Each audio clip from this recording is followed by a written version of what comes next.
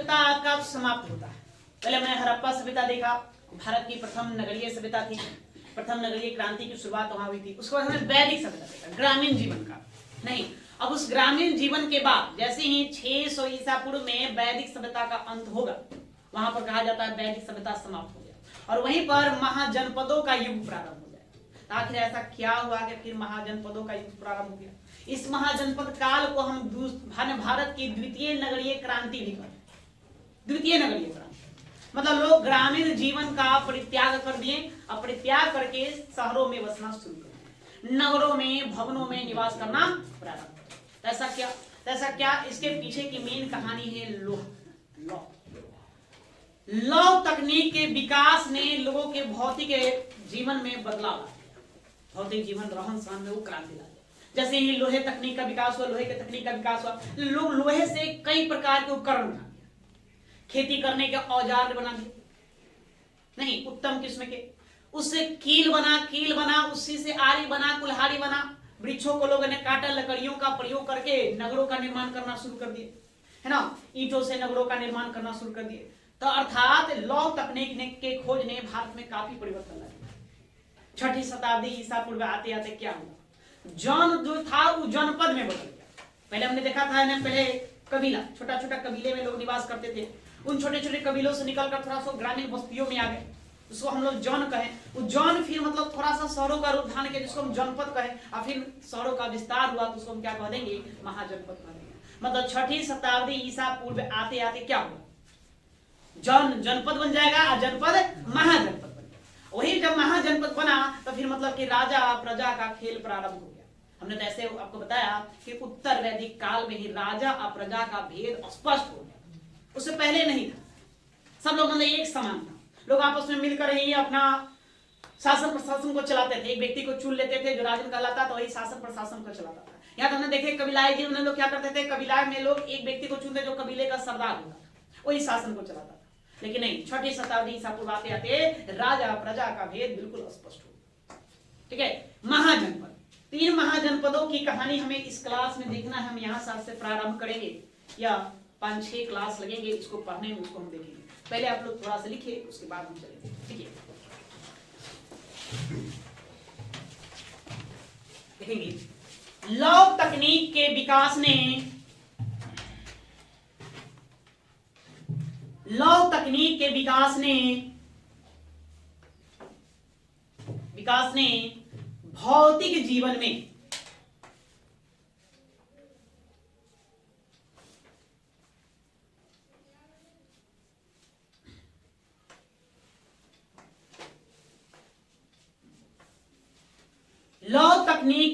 ने भौतिक जीवन में क्रांतिकारी परिवर्तन उत्पन्न कर दिया।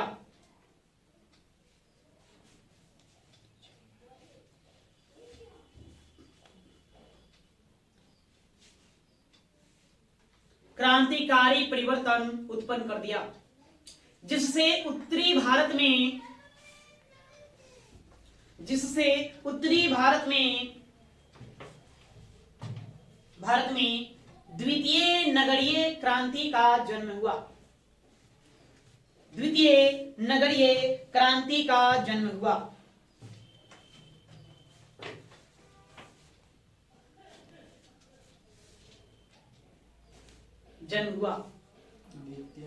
द्वितीय नगरीय क्रांति का जन्म हुआ।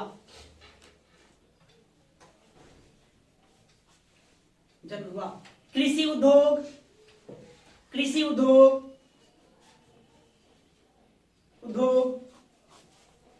व्यापार वाणिज्य, कृषि उद्योग, व्यापार वाणिज्य आदि के विकास से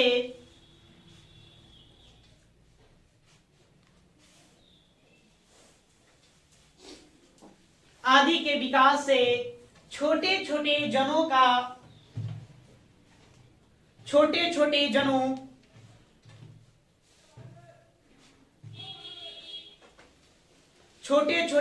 का विकास जनपद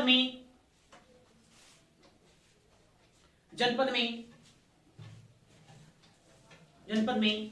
और छठी शताब्दी ईसा पूर्व आते आते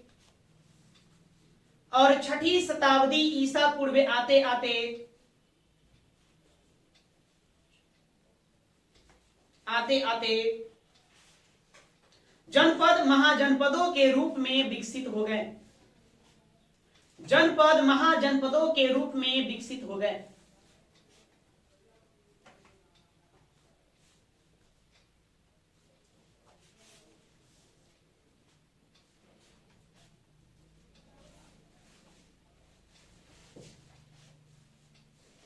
ठीक है, अब आगे तो हम महाजनपद के बारे में पढ़े। तो महाजनपद की जानकारी हमें कहां से मिलती है, ये भी सवाल उत्पन्न होता है। आखिर हम किस आधार पर बताएंगे इन जनपदों के बारे में, इसका स्रोत क्या है।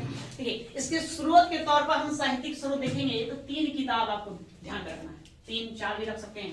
नहीं, पहला एक बौद्ध साहित्य है, बौद्ध पुस्तक, बौद्ध साहित्य। इस बौद्ध साहित्य का नाम है अंगुत्तर निकाय। अंगुत्तर निकाय एक बौद्ध साहित्य का नाम है, अर्थात बौद्ध काल में या बौद्ध धर्म से संबंधित यह पुस्तक है। दूसरा एक पुस्तक है जैन साहित्य, जैन धर्म से संबंधित जैन साहित्य। इस जैन साहित्य का नाम है भगवती सूत्र। उसके बाद फिर और आपको देखना है, आप देख सकते हैं एक और है बौद्ध साहित्य ही, बौद्ध साहित्य। इस बौद्ध साहित्य का नाम है महावस्तु। इसमें इसका स्वरूप देखिए। उसके बाद फिर हम एक और किताब ले सकते हैं अष्टधाई पाणिनि का अष्टधाई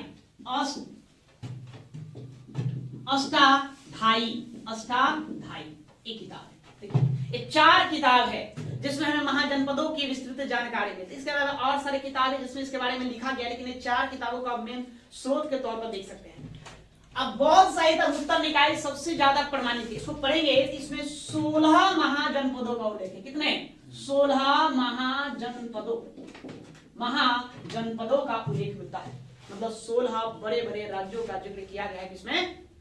अंगुत्तर निकाय में। उसी प्रकार से भगवती सूत्र देखेंगे तो भगवती सूत्र में भी 16 महाजनपदों का उल्लेख मिलता है। उसी प्रकार से बौद्ध साहित्य महावस्तु में भी 16 महाजनपदों का उल्लेख मिलता है। समय कितने 16 महाजनपदों का उल्लेख मिलता है कि छठी शताब्दी ईसा पूर्व उत्तर भारत में 16 महाजनपद है। यह बौद्ध साहित्य अंगुत्तर निकाय कहता है कि 16 महाजनपद में एक आपको दक्षिण भारत में कहा था। कहां? साउथ इंडिया में। साउथ इंडिया में एक था, दक्षिण भारत में, और 15 जो था वो नॉर्थ इंडिया में था, उत्तरी भारत में, नॉर्थ इंडिया में था। इसका जिक्र मिलता है। सेम उसी प्रकार का उल्लेख आपको भगवती सूत्र जो है उसी पुस्तक में किया गया है कि 16 बड़े बड़े महाजनपद थे। उसी प्रकार से आप देखेंगे बौद्ध साहित्य में 16 महाजनपदों का उल्लेख मिलता है, लेकिन इसमें थोड़ी सी भी मिलता नहीं। क्या मिलता है? इन दोनों किताबों में जो 16 राज्यों का नाम है लिखा हुआ है, मगध, अंग, वत्स, कुरु, जितने भी मतलब 16 जनपदों का नाम लिखा गया है, दोनों में सेम नाम, लेकिन इसमें थोड़ी सी भिन्नता है। इसमें एक है गंधार और कंबोज। इसे पुस्तक है, मतलब महावस्तु में गंधार और कंबोज का जिक्र नहीं मिलता है, बाकी इन दोनों में मिलता है। दोनों में सेम मिलेगा, लेकिन इसमें गंधार और कंबोज का जिक्र नहीं मिलता है। गंधार और कंबोज के स्थान पर सीबा, पंजाब में एक राज्य था सीबा, पंजाब में सीबा। और ये मध्य भारत में एक दर्शन नामक महाजनपद का उल्लेख मिलता है। दर्शन कहां? मध्य भारत में, मिडिल इंडिया में। ये इतना ही अंतर देखने को मिलता है। 2 का उल्लेख नहीं है, अलग से 2 नया महाजनपद बताते हैं, 2 को छोड़े हुए हो सकता है अपना उस किया होगा। ये अष्टधाई का पुस्तक पढ़ेंगे, इसमें तो 40 महाजनपदों का उल्लेख है, लेकिन ये 40 महाजनपद उत्तर भारत, अफगानिस्तान और मध्य एशिया में फैले हुए थे।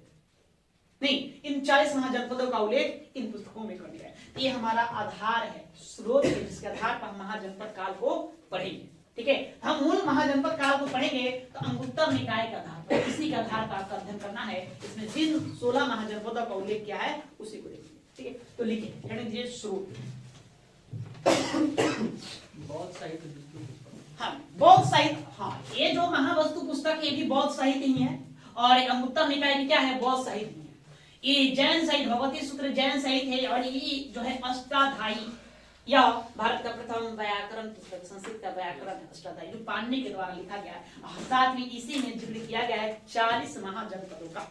जो ये 40 महाजनपद कहाँ थे? उत्तर भारत, अफगानिस्तान का क्षेत्र, अब मध्य एशिया में चले जाए, ईरान, इराक नहीं, उन क्षेत्रों में भी तक फैले हुए थे। इसका जिक्र यहाँ किया गया है ना। इसी में नगरों का भी उल्लेख देखने को मिलता है। इसी प्रकार से कुछ यूनानी साहित्य है, उसमें भी इन 16 महाजनपदों का जिक्र देखने को मिलता है। इस सब का भी देखने को मिलता है। नहीं तो लिखिए, अब स्रोत हेडिंग दिए, पहला लिखेंगे, पहला लिखिए बौद्ध ग्रंथ अंगुत्तर निकाय, बौद्ध ग्रंथ अंगुत्तर निकाय में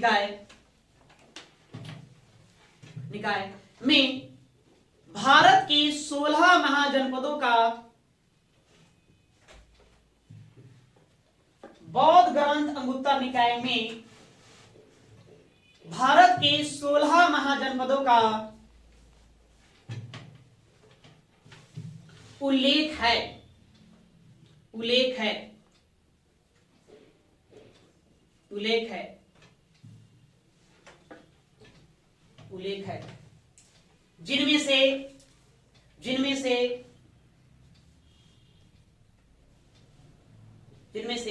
15 महाजनपद उत्तरी भारत,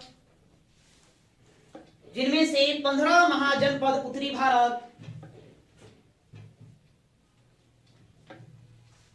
भारत, और एक महाजनपद दक्षिणी भारत में मिलता है,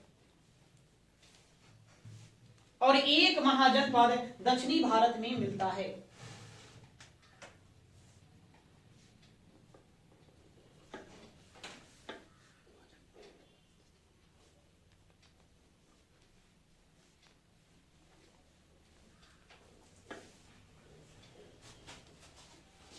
मिलता है। दूसरा पॉइंट लिखेंगे, दूसरा, उसी प्रकार से जैन ग्रंथ या जैन साहित्य, उसी प्रकार से जैन साहित्य भगवती सूत्र में भी 16 महाजनपदों का वर्णन है।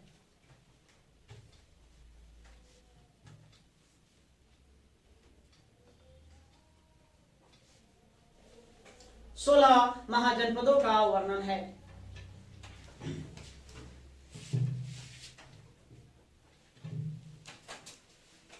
ठीक है, तीसरा लिखो,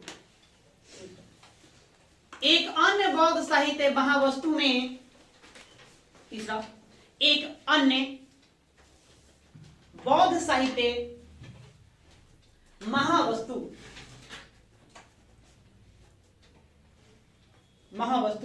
में भी, एक अन्य बौद्ध साहित्य महावस्तु में भी 16 महाजनपदों का,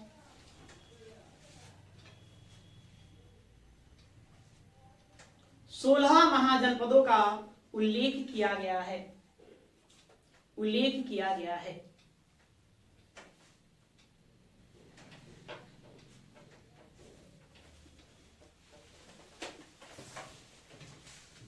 लेकिन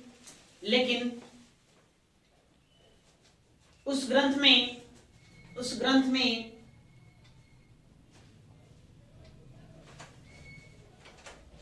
गंधार और कंबोज महाजनपद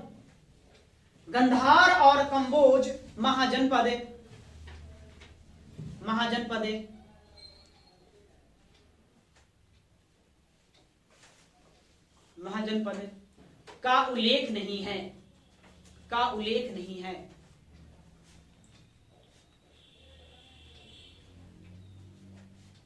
उसके स्थान पर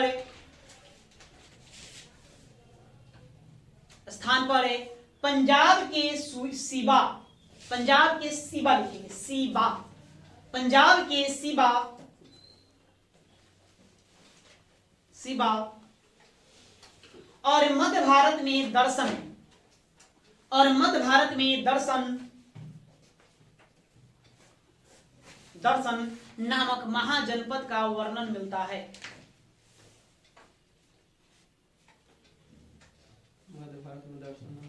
मध्य भारत में दर्शन नामक महाजनपद का वर्णन मिलता है।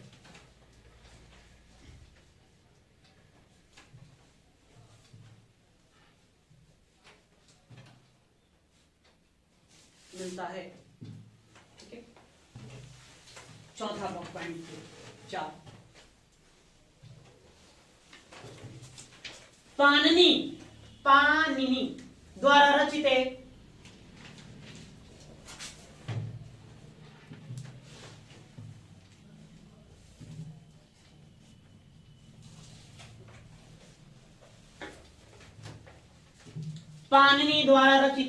अष्टाध्यायी पुस्तक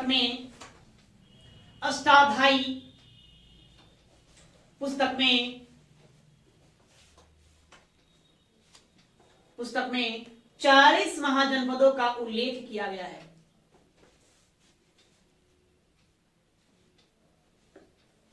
40 महाजनपदों का उल्लेख किया गया है।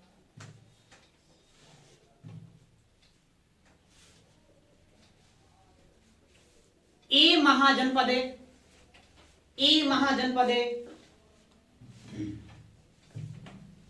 जनपदे उत्तरी भारत,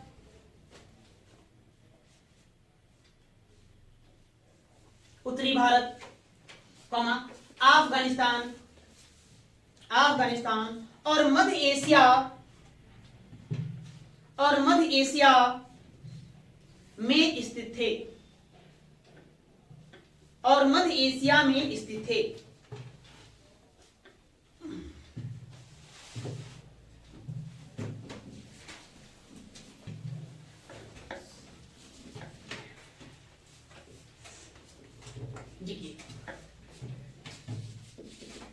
अंगुत्तर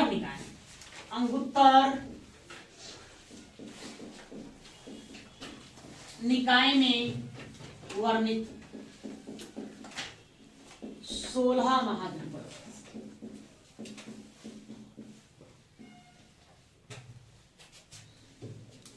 अंगुत्तर निकाय में कितने महाजनपदों को उल्लेख मिलता है? 16।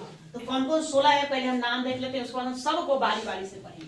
जिसमें आप देखेंगे तब आपको मिलेगा काशी एक, कोसल, वत्स, पंचाल, चेदी या चेती,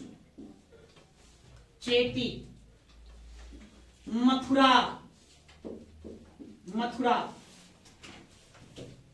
मल।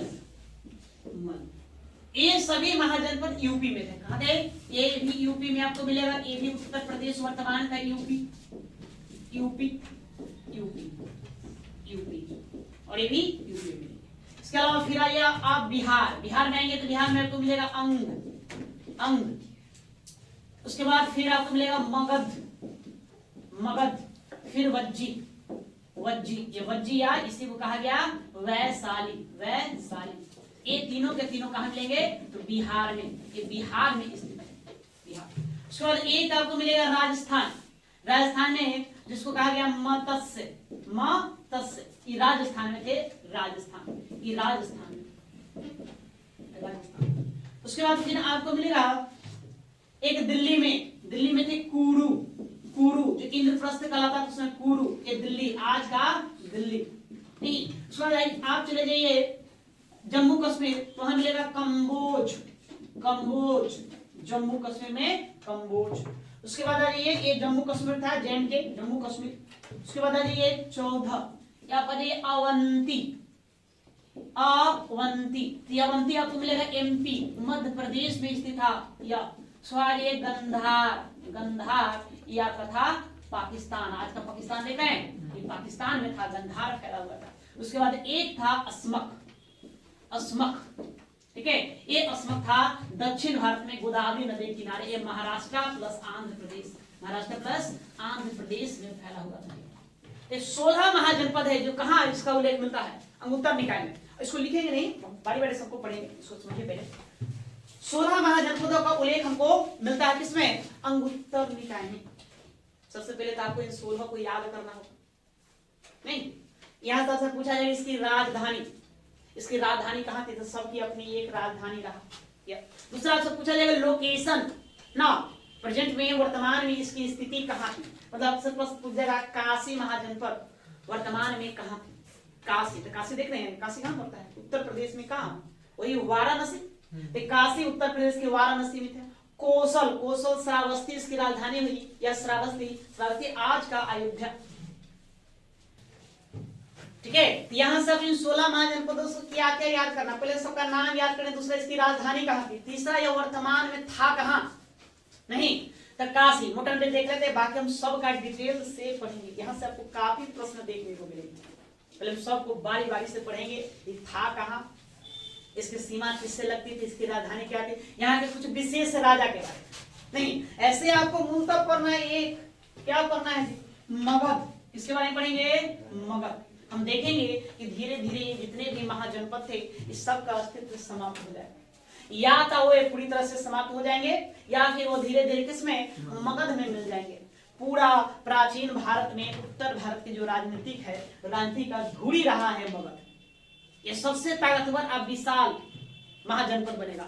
सभी महाजनपद धीरे धीरे किसमें समावेशित हो जाएंगे? मगध में समावेशित हो जाएंगे। मगध में ही अंग को मिला दिया जाएगा, वज्जी को मिला दिया जाएगा, उधर से कौशल, काशी सबको जीत कर मगध में मिला दिया जाएगा, है ना, अवंती को जीतकर मगध में मिला दिया जाएगा।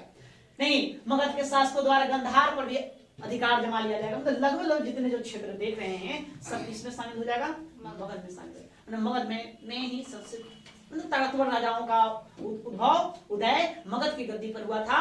मगध ही में राजनीति का केंद्र है। जो आज का मगध क्या है, कल का मगध आज का क्या है? पटना है, पाटलिपुत्रा है। यह इसी को देखिए। तो काशी उत्तर प्रदेश में, आज का वाराणसी चले जाइए, कौशल ये चले जाइए, श्रावस्ती था पहले, अयोध्या में आ जाएंगे। कहां जाएंगे? अयोध्या। अयोध्या देख रहे हैं यूपी में। वत्स आप चले जाइए इलाहाबाद, इलाहाबाद में वत्स। पंचाल, पंचाल आज का बुंदेलखंड का जो क्षेत्र है, पंचाल या बरेली जाएंगे, बरेली, फर्रुखाबाद, बदायूं जो क्षेत्र है वो आपका कौन है? पंचाल है। चेदी, चेदी ये रुहेलखंड के क्षेत्रों में था, बुंदेलखंड के क्षेत्रों में था ये चेदी। मथुरा, मथुरा आज वर्तमान में मथुरा है यूपी। नहीं, मल्ल यूपी में था, है ना। उत्तर प्रदेश का कुशीनगर, गोरखपुर देवरिया जो जिला है, कुशीनगर, कुशीनारा वहीं, और एक इसका क्षेत्र पावा हुआ करता, दो भागों में बटा था। अंग आज के बिहार में भागलपुर जिला देख रहे हैं, भागलपुर बांका वो अंग था। मगध ये पटना हो गया, पाटलिपुत्रा हो गया, पटना इसमें शामिल करिए, आरा शामिल करिए, शाहाबाद शामिल करिए, यह मगध में शामिल होगा। वज्जी आज का मुजफ्फरपुर, आज का वैशाली जिला, मुजफ्फरपुर चले जाएंगे तो कौन है? वज्जी है। मत्स्य राजस्थान में, राजस्थान की राजधानी कहाँ? जयपुर। तो जयपुर का जो क्षेत्र था वो मत्स्य था, यहाँ पर मत्स्य जनपद थे। कुरु दिल्ली में था, आज का दिल्ली, तब का हस्तिनापुर था, एक कुरु था। कंबोज ये आप चले जाएंगे दक्षिण जम्मू कश्मीर चले जाएंगे। जम्मू कश्मीर में है ना, दक्षिण पश्चिमी जो कश्मीर था वो, और अफगानिस्तान का कुछ हिस्सा इसी में शामिल था। उसके बाद अवंती ये मध्य प्रदेश का मालवा क्षेत्र जो आया था, उज्जैन वगैरह देख रहे हैं, ये मध्य प्रदेश अवंती में शामिल था। गंधार, तो गंधार ये आज के पाकिस्तान में था, आज के पाकिस्तान में गंधार में, कुछ क्षेत्र इसका अफगानिस्तान में जाएगा। अस्मक ये दक्षिण भारत में चले जाएंगे, दक्षिण भारत में गोदावरी नदी के किनारे यह बसा हुआ था। कुछ क्षेत्र महाराष्ट्र और आंध्र प्रदेश जो है आज का, उन्हीं क्षेत्रों में कौन बसा था? अस्मक बसा हुआ था। ठीक है, इन्हीं 16 को हमको बारी बारी से देखना है किसने क्या कहा। तो चलिए आप लोग शीर्षक बनाइए, अंगुत्तर निकाय में वर्णित 16 महाजनपद, और सबसे पहले पढ़ना शुरू करो। चलो यहीं से पढ़िए, काशी से ही। काशी,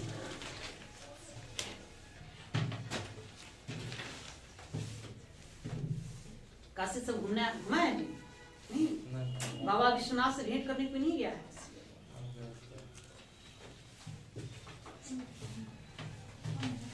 घूमना चाहिए। सब धार्मिक स्थल है, भारत में लोग एडवेंचर के लिए धार्मिक स्थलों पर जाते हैं। नहीं, यूरोपियन देशों में कहीं और जाएंगे, वो खोज करने जाएंगे, जंगलों में जाएंगे, पहाड़ चढ़ने जाएंगे। लेकिन इंडिया में 90% लोग कहाँ जाएंगे एडवेंचर के लिए? नहीं, माता के दरबार में जाते हैं, देवता के दरबार में जाते हैं ना। क्या कहता है? चलो भाई घूमने चलते हैं। कहाँ चलोगे? शिरडी के साईं बाबा। नहीं, वैष्णो माता तो नहीं घुमाते हैं, तिरुपति बालाजी घुमाते हैं, बाबा विश्वनाथ से भेंट कराते हैं। तो होना चाहिए यहाँ पर, है ना। धार्मिक टूरिज्म बहुत ज्यादा है इंडिया में। तो ये काशी, देखिए काशी क्या स्थिति है। इन महाजनपदों में बताया जाता है कि सबसे प्राचीन कोई महाजनपद था तो कौन था? काशी था। कहा जाता है कि काशी प्राचीन काल में ऋषि मुनियों का मुख्य केंद्र रहा था। काशी काशी काशी इसकी राजधानी थी वाराणसी। वाराणसी अरुणा और अस्सी नामक दो नदियां बहती थी। दो नदियों के मध्य में यह स्थित था, काशी स्थित था। इसकी राजधानी काशी की राजधानी वाराणसी, इसलिए इसका नाम वाराणसी रख दिया गया।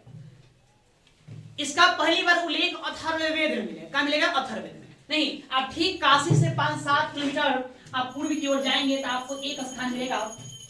काशी का ठीक आप पूर्व की ओर जाएंगे तो एक जगह मिलेगा, अभी वर्तमान में उसको सारनाथ कहते हैं। सारनाथ, सारनाथ। प्राचीन काल में इसी सारनाथ का नाम था ऋषिपत्तनम। ऋषिपत्तनम, पत्तनम। और इसी ऋषिपत्तनम को एक और नाम देता है मृगदाव। मृगदाव इसी का नाम देता है। कहा जाता है, अथर्ववेद में वर्णित है कि जो इस वर्तमान का जो सारनाथ है, यही जाएंगे अब सारनाथ, अशोक का स्तंभ भी है यहाँ पर सारनाथ है ना, उसमें ऋषिपत्तनम था। इसका नाम ऋषिपत्तनम रखा गया। ऋषिपत्तनम कहने का मतलब क्या? वहां पर ऋषि मुनियों का जमोकड़ा लगता था। ऋषि मुनियों की यह तप स्थली हुआ करता था। सभी मतलब कि भारत में एक से एक योग जो ऋषि मुनि हुए वो सब कहाँ तप करते थे? ऋषिपत्तनम में तप करते थे। और ठीक ऋषिपत्तनम से, है ना, 5 किलोमीटर के आसपास की दूरी पड़ता है वो काशी। काशी गंगा नदी के किनारे आते हैं। वही गंगा नदी के किनारे काशी में स्नान वगैरह करते हैं। वहीं बाबा विश्वनाथ का मंदिर है, बाबा भोलेनाथ का मंदिर है, वहीं उनकी आराधना वगैरह भी करते हैं। इसलिए आज वर्तमान में देखते हैं काशी का कितना ज्यादा धार्मिक महत्व है, बहुत ज्यादा धार्मिक। वेदों में हमारा इसका उल्लेख मिलता है। कहा गया है कि वेदों में, साहित्यों में कहा गया है कि यहीं पर पहली बार लोग झुग्गी झोपड़ियों में निवास करना शुरू किया। पहली बार कच्ची मिट्टियों से निर्मित मकान आपको कहां देखने को मिलेगा? इसी काशी में देखने को मिलेगा। यही देखने को मिलेगा ना। बौद्ध धर्म के लोग जो गेरुआ वस्त्र धारण करते हैं, जिसको कसाय कहता है, वो है ना, उस गेरुआ वस्त्र की जननी भी काशी रही। काशी में ही उसको बुना वगैरह जाता है। इतना इस पे आप ध्यान रखिए। तो लिखिए,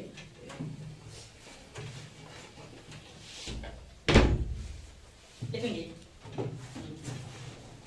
इस महाजनपद की राजधानी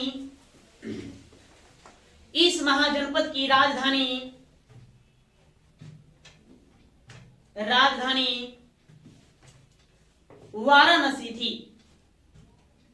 वाराणसी थी।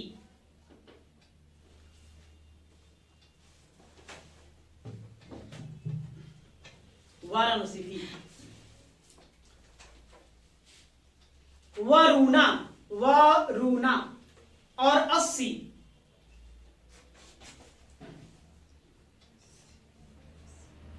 वरुणा और 80 नदियों के मध्य स्थित होने के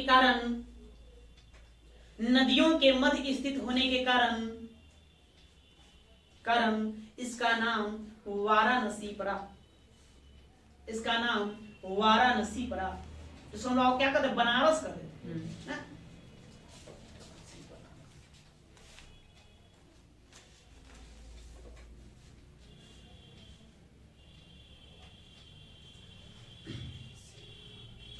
प्रारंभ में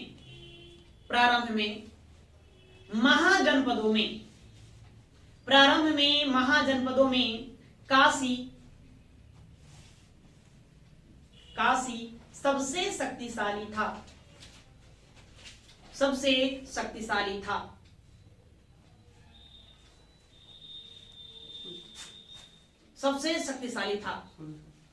प्रारंभ में महाजनपदों में काशी सबसे शक्तिशाली था।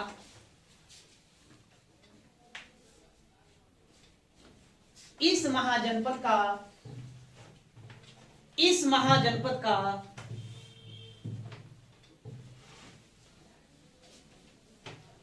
सबसे प्रतापी शासक है।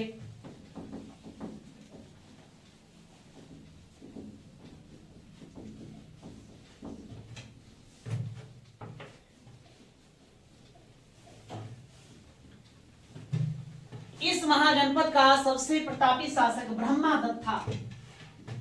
ब्रह्मदत्त कहिए, ब्रह्मदत्त था। एक राजा का नाम मिलता है जिसके बारे में बताया जाता है काफी ताकतवर हुआ। कौन? ब्रह्मदत्त। ये सबसे शक्तिशाली था। जिसने कोसल को विजिट किया था। कोसल, उसी के बगल में कोसल जनपद था, उसी को जीत लिया। जिसने कोसल को विजित किया था, विजित मतलब जीता था।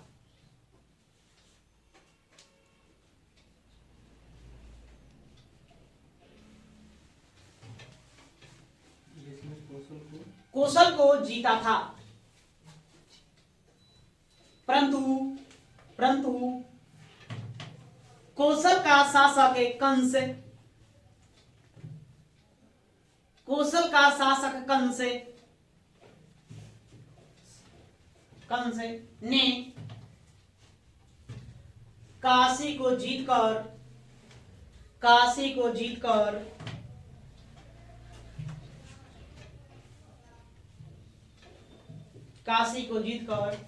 कोसल महाजनपद में मिला लिया। कोसल महाजनपद में मिला लिया।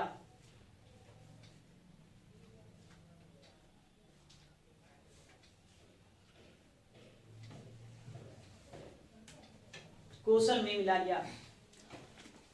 काशी का सबसे पहले उल्लेख, काशी का सबसे पहले उल्लेख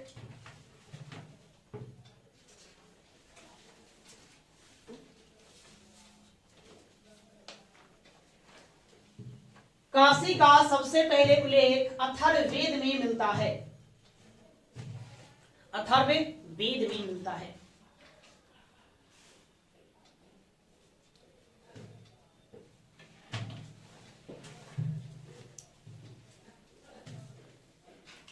ठीक है, तो काशी से इतना रहने देंगे।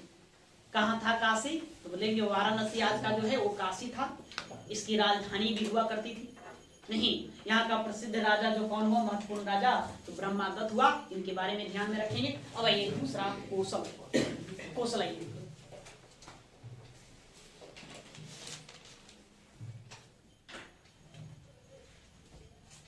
कोसल, अगला राज्य लिखेंगे कोसल।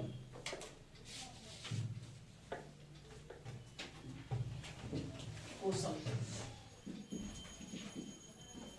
कोसल भी एक शक्तिशाली राज्य है। कोसल के उत्तर में आप देखेंगे, कोसल के उत्तर में नेपाल था। कौन? नेपाल। इसके दक्षिण में एक सई नामक नदी बहती थी, सई नदी। इसके पूरब में आएंगे तो पूरब में सदानीरा नदी, सदानीरा नदी। सदानीरा का बिहार में हम क्या कहते हैं? गंडक कहते हैं, गंडक या गंडक था। और इसके पश्चिम में आएंगे, पश्चिम में था पांचाल जनपद, महाजनपद। अब कोसल की स्थिति, कोसल की बात करें, इसके बीच से एक नदी गुजरती थी। कौन? सरयू। कौन सा नदी? सरयू नदी। इसी सरयू नदी को बिहार में हम घाघरा कह देते हैं, घाघरा। जो कोसल को क्या करता था? दो भागों में बांट देता था। नहीं, तो हमें इसकी कहानी जानना है। ये कोसल, आइए लिखिए। कोसल राज्य की राजधानी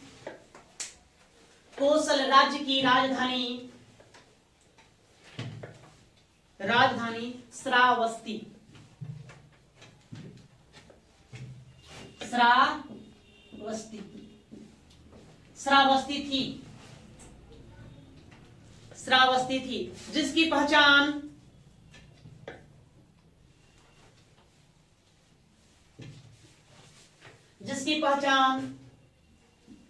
सहेत महेत नामक गांव से की गई है।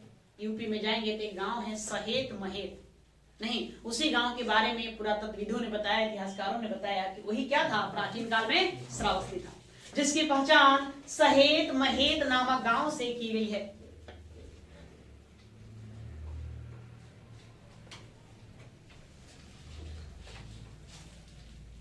इसके उत्तर में, देखिए, इसके उत्तर में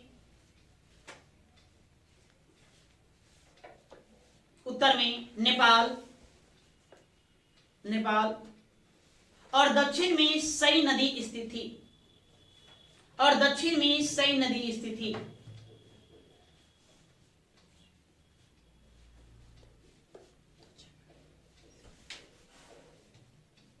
में सई नदी स्थित थी।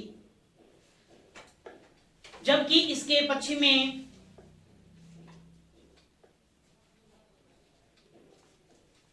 इसके पश्चिम में पंचाल महाजनपद,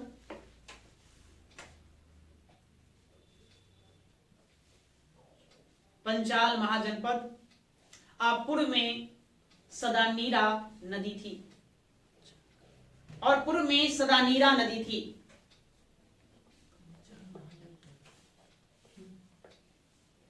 पंचाल, पंचाल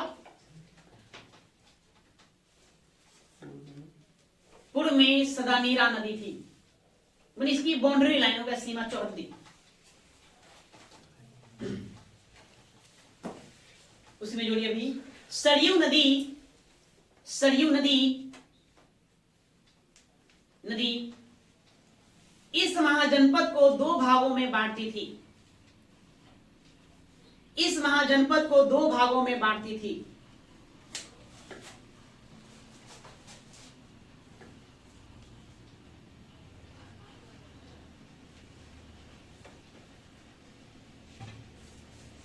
ठीक है, तो सरयू नदी इसको दो भागों में बांट गया। उसमें कहेगा है ना उत्तरी कौशल और दक्षिणी कौशल। उत्तरी कौशल में हम देखें तो उत्तरी कौशल की राजधानी थी श्रावस्ती, श्रावस्ती। और दक्षिणी कौशल में आ जाएंगे तो इसकी राजधानी थी कुशावती, कुशावती। ये दोनों बातें पूछा गया है। उत्तरी कौशल की राजधानी तो श्रावस्ती और दक्षिणी कौशल की राजधानी कुशावती। ऐसे कौशल की राजधानी तो श्रावस्ती नहीं।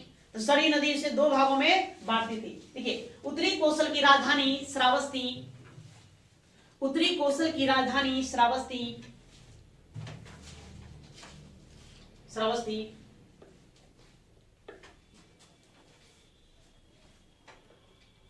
और दक्षिणी कौशल की राजधानी कुशावती थी।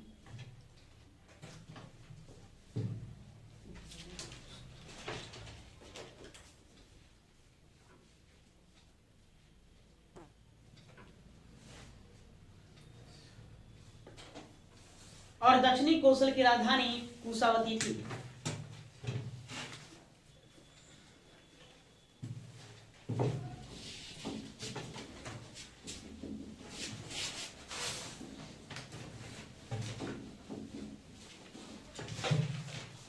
कौशल भी एक महत्वपूर्ण राज था, इसकी भी कई सारी कहानियां हैं। ठीक है, कौशल में जो पहला प्रतापी राजा देखने को मिलता है उसका नाम मिलता है कंस। क्या नाम मिलता है? कंस। कंस के बाद आया महाकौशल, महाकौशल आया, कौशल। अब महाकौशल के बाद आएगा प्रसेनजित, प्रसेनजित, प्रसेनजित। ठीक है, अब प्रसेनजित के बाद आता है विदुधु, विदुधु ये आता है। इसके बारे में बताया यही के कंस ने क्या किया था? तो काशी को जीता, काशी को जीता, काशी को जीता और उसको क्या कर दिया जी? नहीं, कौशल महाजनपद में मिला लिया। उसके बाद महाकौशल आया। तो महाकौशल उस तरह की बातें नहीं बताई। प्रसेनजित यह सबसे महत्वपूर्ण शासक, महत्वपूर्ण शासक था, शासक था। इसका ये बुद्ध के समय के थे। कौन? बुद्ध, भगवान महात्मा बुद्ध के बारे में आप जानते हैं। महात्मा बुद्ध, गौतम बुद्ध। तो गौतम बुद्ध के समकालीन थे। प्रश्न पूछा जाता है कौशल का कौन सा शासक गौतम बुद्ध के समकालीन था? हम आगे भी इनके बारे में है ना प्रसेनजित की चर्चा करेंगे। प्रसेनजित की बहन का नाम महाकौशला देवी, जिनका विवाह बिंबिसार के साथ हुआ। किसके साथ? बिंबिसार। नहीं, बिंबिसार का ही बेटा कौन था? अजातशत्रु था। बाद में अजातशत्रु ने ही कौशल पर आक्रमण कर दिया, आक्रमण करके फिर उसको जीता, जीत करके अपने में मिला लिया, ऐसा बताया जाता है। तो सबसे महत्वपूर्ण शासक कौन? प्रसेनजित है ना, बुद्ध काल है ना, बुद्ध के समकालीन थे, समकालीन, समकालीन, ये बुद्ध के समकालीन। विदुधु, विदुधु है ना, विदुधु क्या नाम इसका? विदुधु। थोड़ा सा कंफ्यूजन ना होंगे। इसके बारे में बताया जाता है कि दासी पुत्र था, दासी पुत्र। किसका? दासी पुत्र। प्रसेनजित का, प्रसेनजित अपने दासी से प्रेम प्रसन्न कर बैठे, उसी से इसका जन्म हुआ था, विदुधु को जन्म हुआ था। प्रसेनजित का कोई पुत्र ना हो। प्रसेनजित के बाद यह क्या बनेगा? उत्तराधिकारी बनेगा। कहा जाता है कि इसने क्या किया था? एक भारी सेना के साथ साको के ऊपर आक्रमण कर, 60 लोग, हम आगे पढ़ेंगे साको के बारे में, जो नेपाल के तराइयों में बसते थे 60 लोग। तो इसने साको पर आक्रमण किया था, साको पर आक्रमण किया और नष्ट कर दिया। और साको को क्या कर दिया? नष्ट कर दिया पूरी तरह से। कहा जाता है कि जब विदुधु अपने साको को पराजित करके, साको को तहस नहस करके लौट रहा था, तो उसकी सेना उसकी सेना लौटने के क्रम में, लौटने के क्रम में नहीं, एक नदी पड़ती है आचिरावी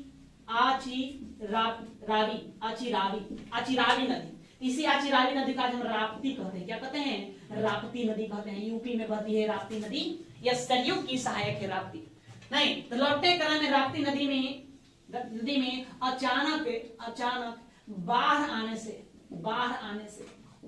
आने से सारी सेना नष्ट हो गई, सारी सेना नष्ट हो गई। मतलब खुद डूब भी क्या हुआ, उसी में डूब करके मर गया। उसके बाद प्रसेनजित का जो राज था, अर्थात कौशल जो राज था, बाद में अजातशत्रु क्या करेगा, उसको अपने में मिला लेगा। हम बाद में कहानी हम पढ़ेंगे, जब अजातशत्रु शुरू करेंगे फिर से शुरू करेंगे। पता समझ में आया? तो क्या ध्यान में रखना है यहाँ से, यहाँ पर राजा में किसको किसको ध्यान में रखना है? जो पूछा जाता है, एक कंस के बारे में पूछा गया है कि है ना, कि कौशल के किस शासक ने काशी को जीत करके कौशल में मिलाया? तो कौन मिलाएगा? कंस। ये द्वापर युग के कंस नहीं है, कृष्ण का मामा कंस नहीं। समझ गए? उसके बाद महाकौशल के बारे में आता है कि कंस का पुत्र कौन हुआ? महाकौशल। और महाकौशल का पुत्र कौन हुआ? प्रसेनजित हुआ। प्रसेनजित ही इस राज्य का सबसे प्रतापी शासक हुआ, सबसे योग्य हुआ। यह महात्मा बुद्ध के समकालीन थे। नहीं, प्रसेनजित की बहन का नाम महाकौशला, जिसका विवाह बिंबिसार के साथ हुआ था, वो बाद में देखेगा। प्रसेनजित का ही पुत्र कौन था? विदुर। यह दासी पुत्र था। इसी ने भारी सेना लेकर के शाक्यों के ऊपर आक्रमण कर दिया और शाक्यों को नष्ट कर दिया, तहस नहस उसके राज्य को कर दिया। लेकिन कहा जाता है कि उसको श्राप दिया गया था। लौटने के क्रम में अचिरावी नदी में भयंकर बाढ़ आया और उसी बाढ़ में उसकी पूरी सेना दह गई। ओके, आप इसी साल पढ़े होंगे अखबार, सितंबर अक्टूबर का। उत्तर प्रदेश में भयंकर बाढ़ आया था राप्ती उफान पर। राप्ती भारी तबाही लेकर आती है, आज भी भारी तबाही लेकर आती है राप्ती नदी। ठीक है, यह राप्ती जो है नेपाल के तराइयों से निकलती है, उसके बाद यूपी में इंटर करती है। इसको इतना ऐसी प्रकार से इसको आप उतार लीजिए, नोट कर लीजिए।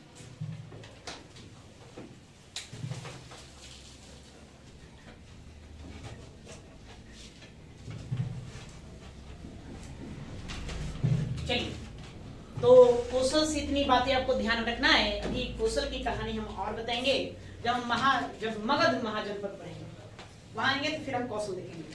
अब अगला ये क्या लिखोगे? ठीक, आपको लिखो मल, छोटा सा है, छोटे छोटे पहले लिखो मल। अगला लिखिए मल।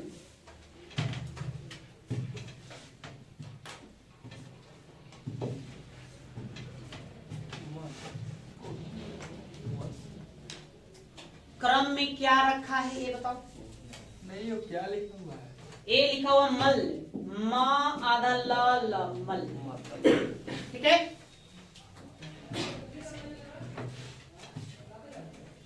वर्तमान में आप देख रहे हैं देवरिया जिला, उत्तर प्रदेश में देवरिया जिला देख रहे हैं। तो वर्तमान के उत्तर प्रदेश के देवरिया जिला ही प्राचीन काल में मल्ल महाजनपद था। इसका भी दो भाग, नाम दो। तो एक भाग का राजधानी था कुशीनारा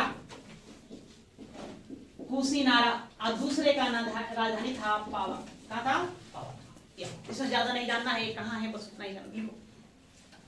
लिखिए, उत्तर प्रदेश के देवरिया जिले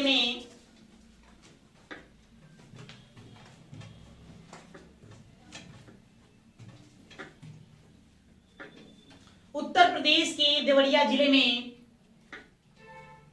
मल्ल महाजनपद स्थित था।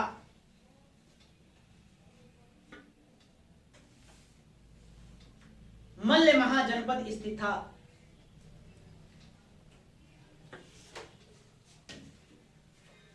इसके दो भाग थे,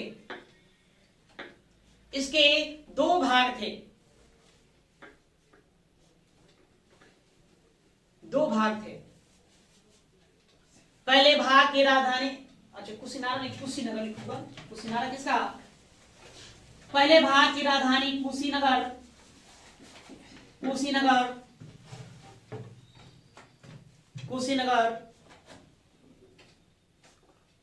और दूसरे भाग की राजधानी पावा थी।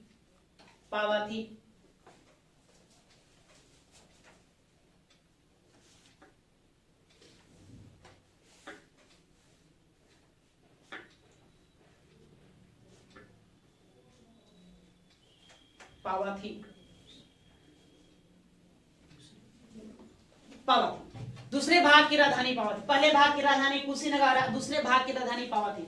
इसी कुशीनगर की पहचान कसिया गांव के रूप में किया गया। कसिया गांव, यूपी में जाएंगे गांव मिलेगा कसिया। इसी कसिया गांव में मतलब कुशीनगर में महात्मा बुद्ध को परिनिर्वाण प्राप्त हुआ था। परिनिर्वाण प्राप्त हुआ मतलब परिनिर्वाण करने मतलब उनको मोक्ष की प्राप्ति होगी, उनका मृत्यु हुआ नहीं। देखिए एक लाइन को जोड़ देंगे यहाँ पर। कुशीनगर में ही महात्मा बुद्ध को महापरिनिर्वाण प्राप्त हुआ था। महात्मा बुद्ध को महापरिनिर्वाण प्राप्त हुआ था।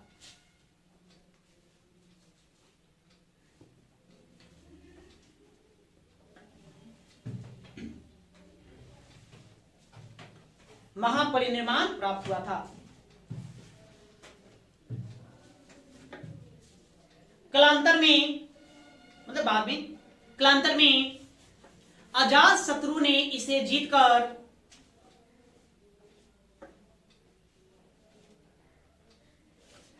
कालांतर में अजात शत्रु ने इसे जीतकर मगध महाजनपद में मिला दिया। मगध महाजनपद में मिला दिया।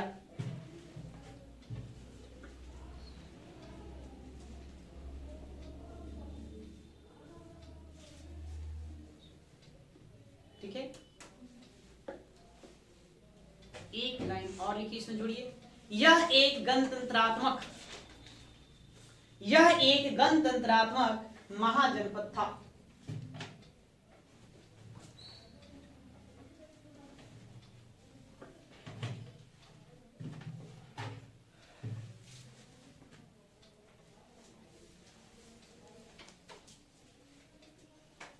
गणतंत्रात्मक महाजनपद था।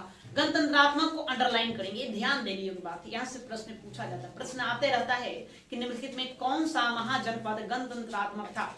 गणतंत्रात्मक मतलब वहां राजा नहीं था, लोग आपस में ही चुनाव करके एक व्यक्ति को शासक बना देते थे। तो दो ही ऐसे जनपद है, एक मल्ल हो गया, दूसरा कौन, एक हो गया वज्जिक। कौन, वज्जिक। तो दो ही मात्र ऐसे महाजनपद थे 16 महाजनपदों में जहां पर गणतंत्रात्मक शासन बनता था। बाकी सभी जगह राजतंत्रात्मक, राजा हुआ करते। ठीक है, और उसके बाद आइए ना, देखो चेदी लिखो।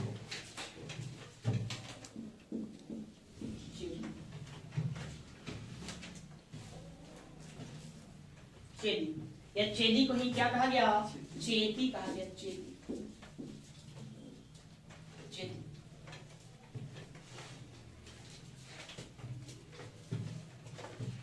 या वर्तमान उत्तर प्रदेश में बुंदेलखंड देख रहे हैं, तो वर्तमान के बुंदेलखंड, उत्तर यूपी के बुंदेलखंड में यह महाजनपद स्थित था। आप लोग महाभारत में एक कैरेक्टर देखे होंगे, शिशुपाल। शिशुपाल के बारे में, शिशुपाल भगवान श्री कृष्ण क्या करेंगे, अपना सुदर्शन चक्र से इसका शीश काट देंगे। भगवान है ना, कृष्ण को ये गालियां दे रहा है, बर्दाश्त करते गए अंततः अपना सुदर्शन चक्र निकाले और इसका है ना मुंडी अलग कर दिया। ठीक है, सिर काट दिया। शिशुपाल इसी चेदी महाजनपद से संबंधित बताया जाता है। ओके, बस इसलिए इतना ही जानना है, ज्यादा नहीं। ठीक है, इसकी राजधानी शक्ति में। देखो, यह वर्तमान बुंदेलखंड के भूभाग पर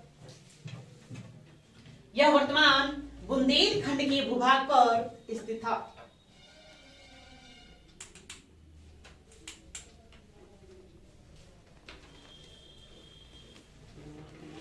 यह वर्तमान बुंदेलखंड के भूभाग पर स्थित था। इसकी राजधानी शक्तिमती थी। इसकी राजधानी शक्तिमती थी।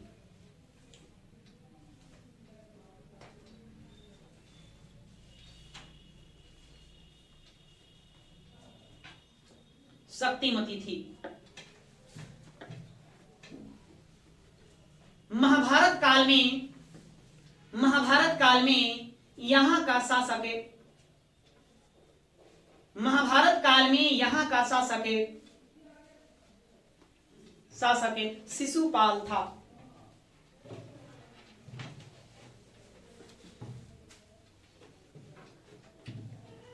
शिशुपाल था।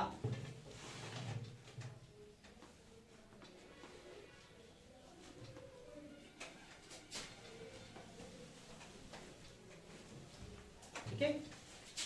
अब आ जाओ वत्स। वत्स, अब अगला लिखिए वत्स। वत्स की कहानी जान लेते हैं। वत्स महाजनपद।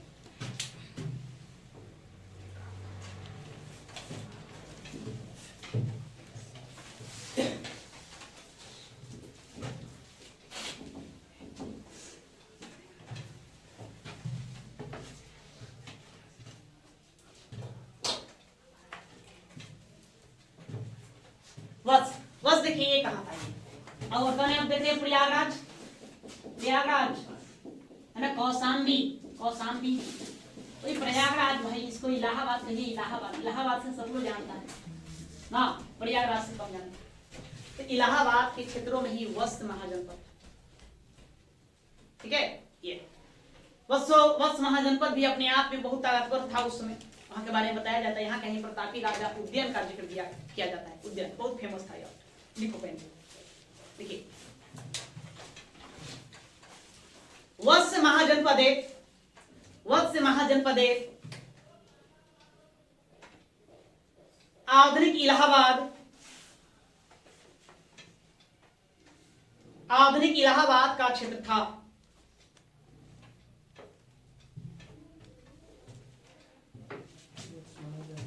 आधुनिक इलाहाबाद का क्षेत्र था जिसकी राजधानी कौशाम्बी थी, जिसकी राजधानी कौशाम्बी थी। कौशाम्बी थी।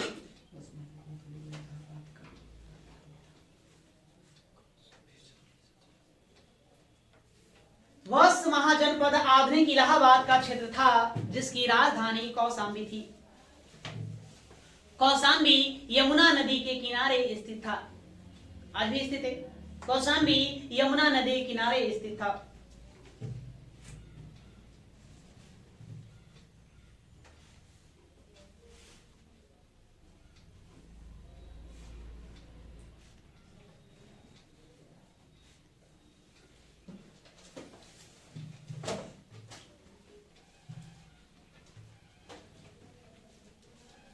ठीक है, देखो इससे आप क्या क्या बातें ध्यान में रखना है। आप विष्णु पुराण पढ़ेंगे, विष्णु पुराण, विष्णु पुराण, तो उसमें एक शासक का नाम मिलता है जिसका नाम था नीचछू। नीचछू, क्या नाम मिलता है? नीचछू। कहा जाता है ये नीचछू हस्तिनापुर का शासक। हस्तिनापुर, हस्तिनापुर में भयंकर बाढ़ आया। बाढ़ आने के कारण पूरा हस्तिनापुर बह गया। जो वर्तमान का जो दिल्ली है वो पूरा का पूरा क्या हुआ, बह गया। नीचछू ने क्या किया, कौशाम्बी को अपना राजधानी बनाया। किसको बनाया? कौशाम्बी। कौशाम्बी को अपना राजधानी बनाया और यहां से ये शासन करना शुरू कर दिया। ये ऐसा जिक्र है विष्णु पुराण में। उसी प्रकार से एक पुस्तक और है, एक महाकवि है, महाकवि भास। महाकवि भास, भास नहीं, भास, भास। इनका एक पुस्तक है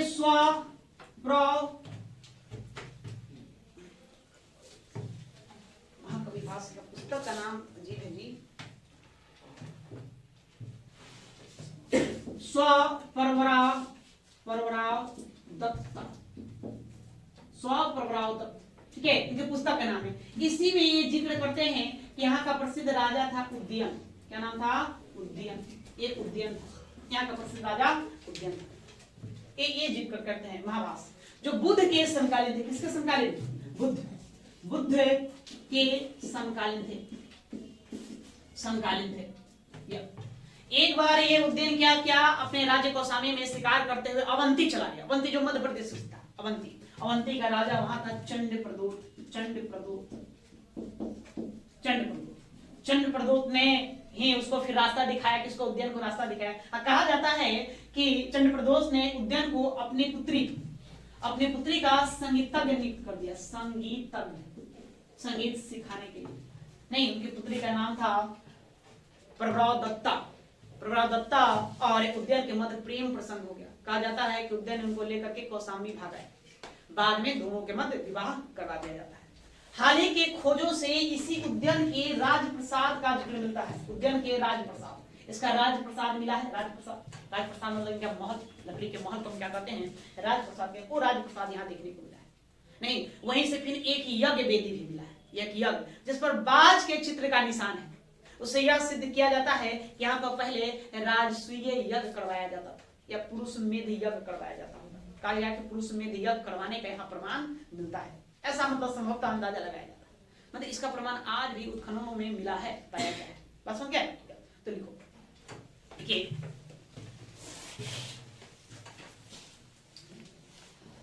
लिखे, कुछ लिखे थे उसमें।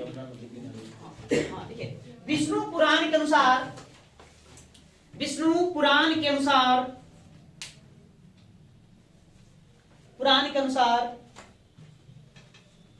हस्तिनापुर के राजा नीचक्षु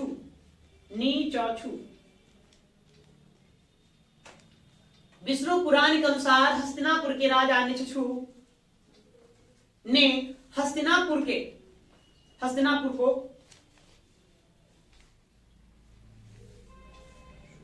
को यमुना में बह जाने के उपरांत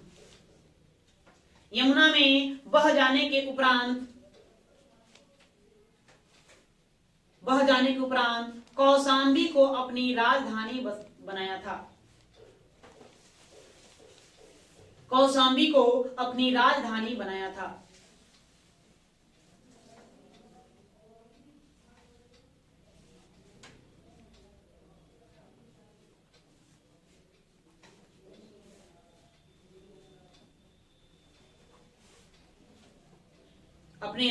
बनाया था। ठीक है, अगली क्या और पैराग्राफ छोड़कर लिख दूंगा। महाकवि भाष्य की रचना स्वपरवराव दत्त में वर्णित है कि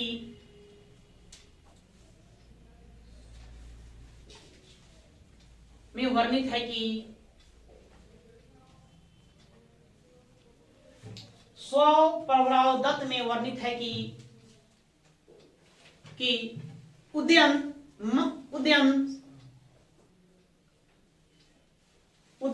और अवंती की राजकुमारी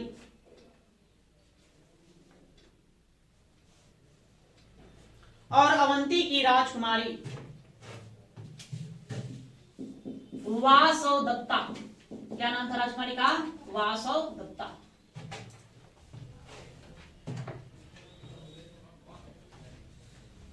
और अवंती की राजकुमारी वासव दत्ता, पोस्ट लिखेंगे चंड प्रदोत की पुत्री। हम आगे देखेंगे चंड प्रदोत को, फिर पढ़ेंगे हम।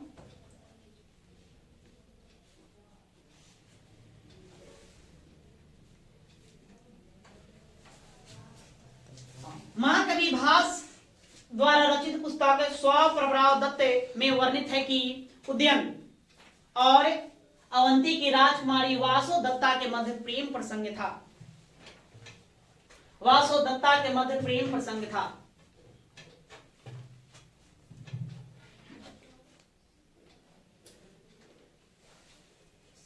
उदयन ने वासव दत्ता को भगाकर कौशाम्बी लाया था।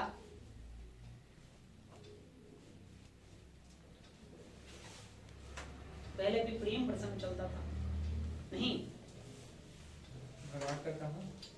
कौशाम्बी अपनी राजधानी लाएगा, कहां ले आएगा? कौशाम्बी लाया था।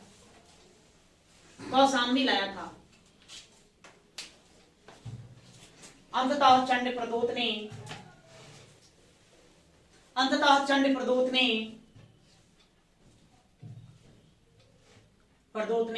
दोनों के विवाह की अनुमति दे दी।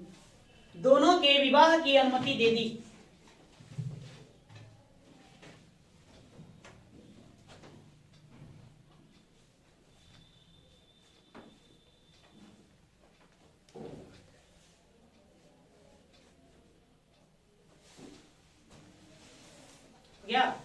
अब लिखिए, हाल ही में हुए उत्खनन हाल ही में हुए उत्खनन से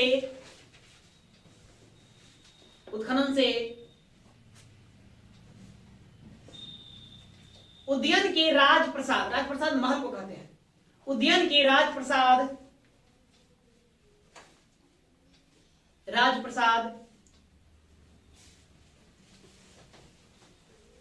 हाल ही में हुए उत्खनन से उद्यन के राजप्रसाद का साक्ष्य मिला है।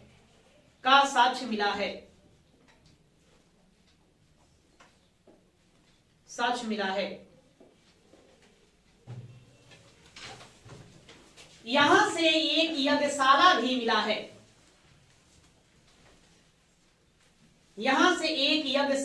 मिला है, यज्ञशाला जिस पर उड़ते हुए बाज की आकृति बनी है,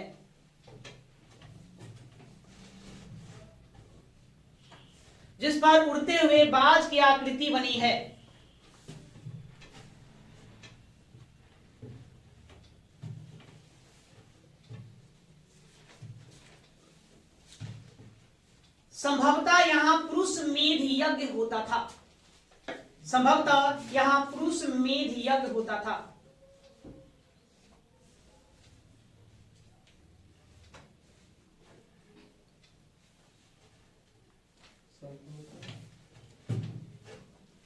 ठीक है। तो आज के लिए इसको यही रहने देते हैं, बाकी हम अगली क्लास में देखेंगे। आप लोग अगला पंचाल लिखकर रहने देंगे, पंचाल यहां से हम लोग कल पढ़ेंगे।